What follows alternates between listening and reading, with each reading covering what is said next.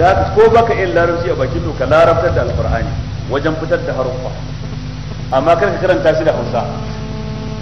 duk wanda yake karanta Qur'ani da Hausa to kawai bai karanta ba kenan. wasuhi wallaili idza saji ma wadda aka rabbuka wa ma qali wala lakiratu khair abada Allah. wani kuma duhiya wallaili idza sajiya ma wadda aka rabbuka wa ma qaliya wala lakiratu khairul laka min al-dunya. wallahi duk wanda ya wannan bai karanta Qur'ani ba, duk wanda ya wannan bai karanta Qur'ani ba.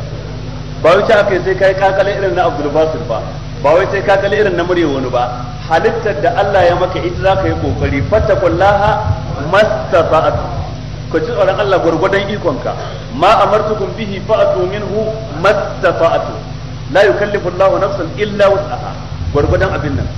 wash-shamsi wa duhaha wal qamari idza talaha wan nahari idza jallaha. a dinka jin da lafazan ka sha bamban, ya sha bamban da sauran yaranka na Hausa ko wani yaranka na Yarabanci ko Kanuri ko ma waye.